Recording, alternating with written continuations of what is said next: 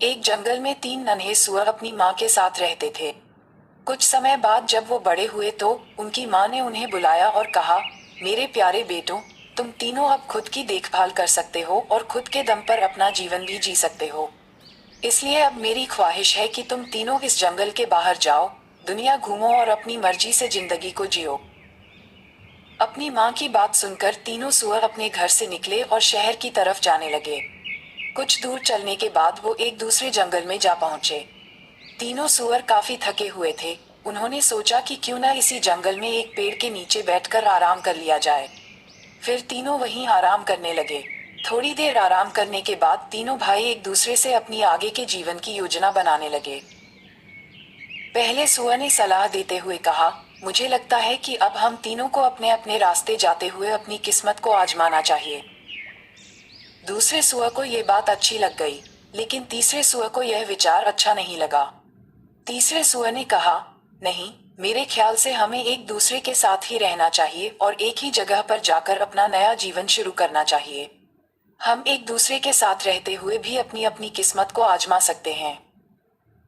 उसकी बात सुनते ही पहले और दूसरे सुअर ने कहा, भला वो कैसे? तीसरे सुअर ने जवाब देते हुए कहा, अगर हम तीनों एक ही जगह पर ही आसपास रहेंगे, तो किसी भी मुसीबत में आसानी से एक दूसरे की मदद कर सकेंगे। ये बात दोनों ही सुअरों को अच्छी लग गई। उन दोनों में उसकी बात मान ली और एक ही जगह पर आसपास घर बनाने जुट गए। पहले सुअर के मन में विचार आया कि उसे भूसे का घर बनाना चाहिए, जो जल्दी बन जाएगा और उसे बनाने में मेहनत भी कम करनी पड़ेगी। उसने जल्दी जल्दी कम समय में सबसे पहले अपना भूसे का घर बना लिया और आराम करने लगा। वहीं दूसरे सुअर ने पेड़ की सूखी टहनियों से घर बनाने का फैसला किया। उसने सोचा, मेरा टहनियों वाला घर भूसे के घर से काफी मजबूत होगा। इसके बाद उसने पेड़ की सूखी टहनियां जुटाई और थोड़ी मेहनत करके अपने घर को बना लिया।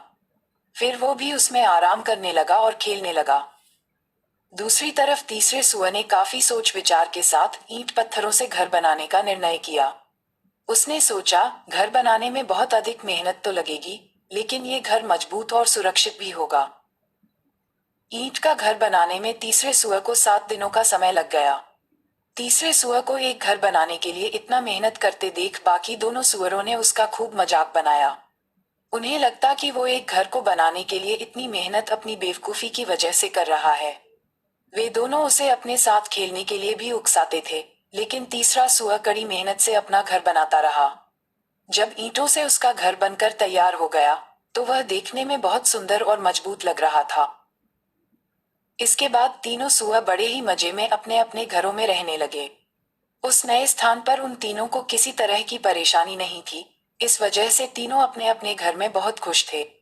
एक दिन उनके ठिकाने पर एक जंगली भेड़िए की नजर पड़ी। 3 मोटे सुअर देखकर उसके मुंह में पानी आने लगा। वह तुरंत उनकी घर की तरफ बढ़ा। सबसे पहले वह पहले सुअर के घर पर पहुंचा और दरवाजा खटखटाने लगा।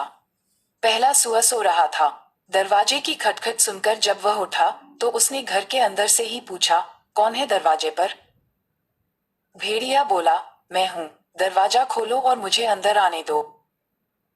भेड़िए की कड़ी आवाज सुनकर सुअर समझ गया कि दरवाजे के बाहर कोई जंगली जानवर खड़ा है। वह डर गया और दरवाजा खोलने से मन कर दिया। इसके बाद भेड़िए को गुस्सा आ गया। उसने गुस्से में कहा, नन्हा सुअर, मैं एक फूंक मारकर तेरा भूसे का घर उड़ा दूंगा और तुझे खा जाऊंगा। उसने एक जोरदार फूंक मारी और भूसे का घर उड़ गया। बेचारा पहला सुअर, वहां से किसी तरह वह अपनी जान बचाकर भाग गया और दूसरे सुअर के घर पहुंचा। जैसे ही दूसरे सुअर ने दरवाजा खोला, वह जल्दी से अंदर घुस गया और दरवाजा बंद कर दिया। पहले सुअर को इतना डरा हुआ देखकर दूसरा सुअर हैरान हो गया।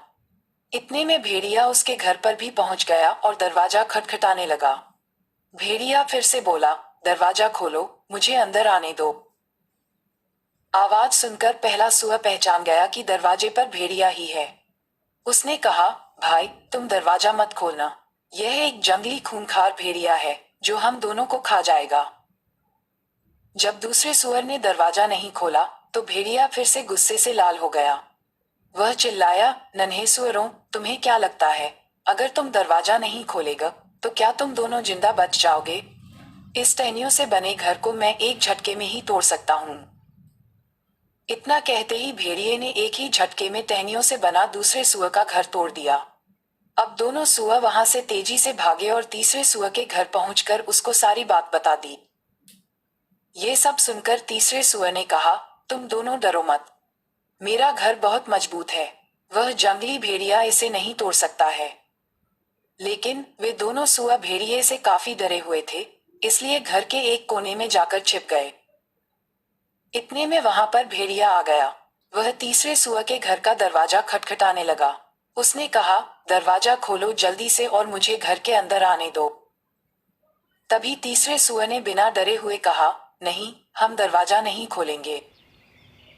ये सुनकर भेड़िया चिल्लाया, मैं फिर भी तुम तीनों को मारकर खा जाऊंगा। मैं इस घर को भी तोड़ सकता हूँ। भेड़िए ने तीसरे सुअर के ईंट से बने घर को तोड़ने की कोशिश करने लगा। सबसे पहले उसने फूंक मारी, लेकिन वह ईंट का बना घर नहीं उड़ा।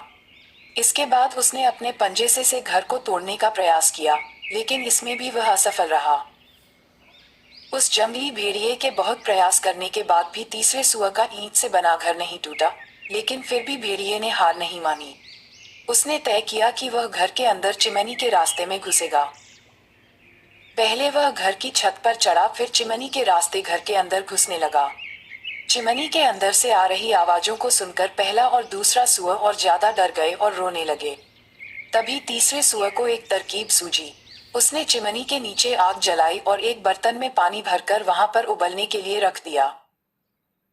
भेड़िए ने जैसे ही चिमनी के अंदर से नीचे की तरफ छलांग लगाई, वह सीधे उस उबलते पानी में गिरा गया और उसकी मौत हो गई। इस तरह तीसरे सुअर की बुद्धिमानी और निडरता से तीनों सुअरों की जान बच गई। फिर पहले और दूसरे सुअर को अपनी अपनी गलती का एहसास हुआ। उन्होंने कहा, भाई हमें माफ कर दो। हमें तुम्हारा मजाक नहीं बनाना चाहिए था। तुम बिल्कुल सही थे। आज तुम्हारे कारण ही हम जिंदा हैं। तीसरे सुअर ने उन दोनों को माफ कर दिया और दोनों को अपने ही घर में रहने के लिए भी कहा। इसके बाद तीनों सुअर खुशहाली से एक साथ ईंट से बने मजबूत घर में रहने लगे। कहानी से सीख। तीन छोटे सुअर की कहानी हमें ये सीख देती है कि कभी भी दूसरों की कड़ी मेहनत का मजाक नहीं उड़ाना चाहिए।